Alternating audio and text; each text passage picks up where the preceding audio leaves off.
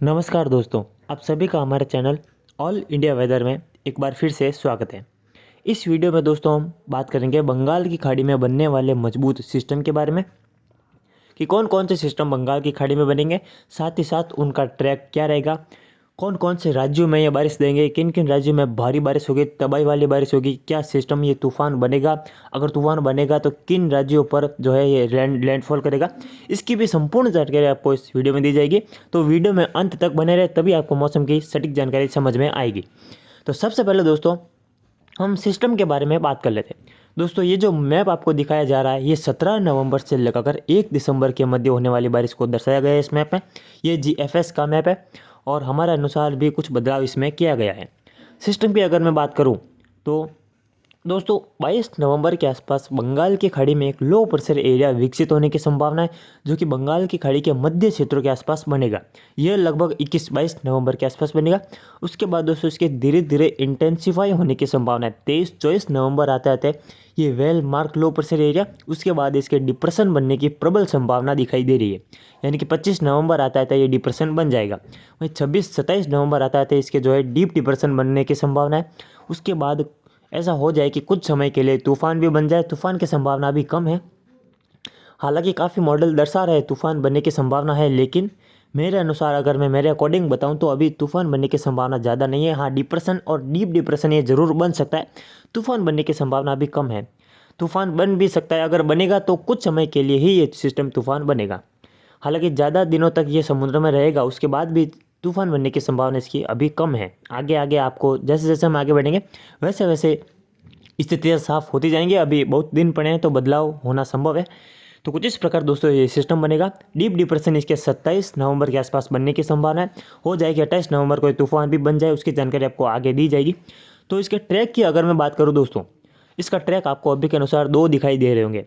पहला ट्रैक है कि यह सिस्टम भारत की ओर जाने की संभावना है। ये दोस्तों इसका पहला ट्रैक हम देख सकते हैं, आप मैप में देख सकते हैं क्लियरली दो ट्रैक दिखाए गए हैं। पहला ट्रैक है कि यह सिस्टम जो है उत्तर पश्चिमी दिशा में आगे बढ़ते हुए आंध्र प्रदेश के उत्तरी तटीय क्षेत्रों पर यह टकरा सकता है। उसके बाद से तेलंगाना से होकर इसके कुछ अवशेष के रूप में महाराष्ट्र की ओर जाने की संभावना दिखाई दे रही है। ये लैंडफॉल करते ही इसके कमज़ोर होने की संभावना जो है, प्रक्रिया जो है शुरू हो जाएगी। यानी कि ये लैंडफॉल करते ही कमज़ोर होना शुरू हो जाएगा और महाराष्ट्र तक ये पहुंच सकता है साइक्लोनिक सर्कुलेशन के रूप में। इसके कारण कई राज्यों में अच्छी बारिश होगी। इसकी जानकारी भी आपको इसी वीडियो में मैं आगे दूंगा, तो वीडियो में अंत तक बने रहें। तो ये तो हो गया इसका पहला ट्रैक। दूसरा ट्रैक है कि यह भारत के अंदरूनी राज्यों की ओर ना आकर समुद्र से ही इसके उत्तर पूर्व में रिकर्व करने की संभावना है। पहले यह उत्तर दिशा में आगे बढ़ेगा, उसके बाद इसके उत्तर पूर्वी दिशा में आगे बढ़ने की संभावना है। यानी कि बांग्लादेश और म्यांमार की ओर इसके आगे बढ़ने की संभावना दिखाई दे रही है। पूर्वोत्तर भारत के असम, नागालैंड और मणिपुर राज्यों पर भी यह जा सकता है। तो ये दो ट्रैक अभी के अनुसार दिखाई दे रहे हैं। हालांकि दोस्तों इसमें बदलाव होगा, अभी काफ़ी दिन पड़े हैं। आपको एक अनुमान के तौर पर जानकारी दी जा रही है कि हाँ इस प्रकार सिस्टम आगे बढ़ सकता है। तो ये तो हो गई दोस्तों इस सिस्टम की बात। दोस्तों उसके बाद लगभग 1 दिसंबर के आसपास बंगाल के खाड़ी में एक और नया सिस्टम उभरने की संभावना है, जो कि अंडमान और निकोबार द्वीप समूह के दक्षिणी आइलैंड्स के आसपास बनेगा, जो 1 दिसंबर के आसपास बनने की संभावना है। उसके बाद ये सिस्टम भी भारत के अंदरूनी राज्यों की ओर आएगा या फिर तूफान बनेगा या फिर नहीं, उसकी जानकारी तो आपको आगे ही दी जाएगी। केवल हम डीप डिप्रेशन के बारे में इस वीडियो में बात कर रहे हैं। तो इस सिस्टम के बारे में जो 1 दिसंबर को बनने वाला है उसकी जानकारी आपको आगे देंगे। तो दोस्तों अब हम बारिश के बारे में बात कर लेते हैं। दोस्तों इस मैप में आप लोग क्लियरली देख सकते हैं कि दक्षिण भारत और दक्षिण पूर्वी कुछ मध्य भारत के राज्यों में बारिश की संभावना है। अगर यह सिस्टम दोस्तों आंध्र प्रदेश की ओर आता है, भारत के अंदरूनी राज्यों की ओर आता है, तो दक्षिण भारत के जो हम कह सकते हैं कि जो पश्चिमी घाट के क्षेत्र है, चेन्नई समेत तेलंगाना के जो पूर्वी क्षेत्र हैं, तटीय क्षेत्र हैं, आंध्र प्रदेश, रायलसीमा के तटीय क्षेत्र, ओडिशा के तटीय क्षेत्रों में भारी बारिश की संभावना है। भीषण तबाही होगी अगर ये तूफान बनकर आंध्र प्रदेश को पार करता है तो। साथ ही साथ छत्तीसगढ़ और पूर्वी मध्य प्रदेश, लगभग बिहार तक इसका असर रहेगा। ओडिशा के पश्चिमी क्षेत्रों, कर्नाटका और जो तमिलनाडु तक इसका असर रहेगा। कई जिलों में मध्यम से भारी तो अति भारी बारिश की संभावना खासकर तटीय राज्यों में दर्ज की जा सकती है, तटीय जिलों में।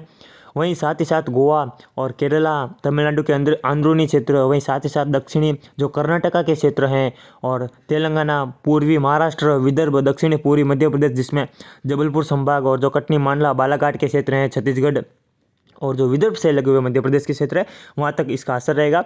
इंदौर, उज्जैन, भोपाल संभाग में भी हल्की से मध्यम वर्षा होगी। राजस्थान, गुजरात में भी खंड वर्षा इस सिस्टम से होने की संभावना है। अगर ये सिस्टम गुजरात तक पहुँचता है तो काफ़ी अच्छी बारिश राजस्थान, मध्य प्रदेश, गुजरात, महाराष्ट्र में दर्ज की जाएगी। तो अभी कुछ कहा नहीं जा सकता दोस्तों, आने वाले दिन में ही इसका ट्रैक कन्फर्म हो पाएगा।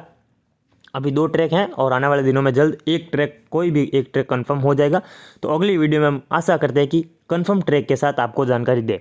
अगर मैं उत्तर भारत की बात करूं तो उत्तरी राजस्थान, लगभग राजस्थान के अधिकतर क्षेत्र, वहीं पंजाब, हरियाणा, उत्तर प्रदेश, बिहार के उत्तरी क्षेत्र, जम्मू कश्मीर, हिमाचल प्रदेश, उत्तराखंड में कोई भी मौसमी हलचल होने की संभावना इन 15 दिनों में दिखाई नहीं दे रही है।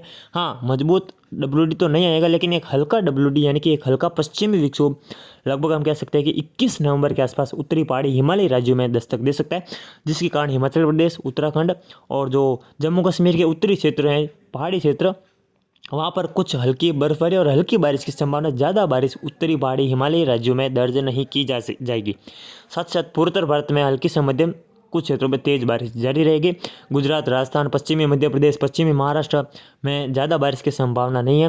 पूर्वी मध्य प्रदेश समेत जो आंध्र प्रदेश, रायलसीमा, ओडिशा, छत्तीसगढ़, केरला, तमिलनाडु, तेलंगाना और रायलसीमा, कर्नाटका के कई जिलों में इन 15 दिनों के अंदर अच्छी बारिश की संभावना है। महाराष्ट्र के भी अधिकतर जिलों में बारिश की संभावना दिखाई दे रही है। तो ये थी दोस्तों आने वाले 15 दिनों की मौसम की जानकारी। अभी के लिए इतना ही, मिलते हैं हम इसके अगली वीडियो में। तब तक के लिए जय हिंद, जय भारत।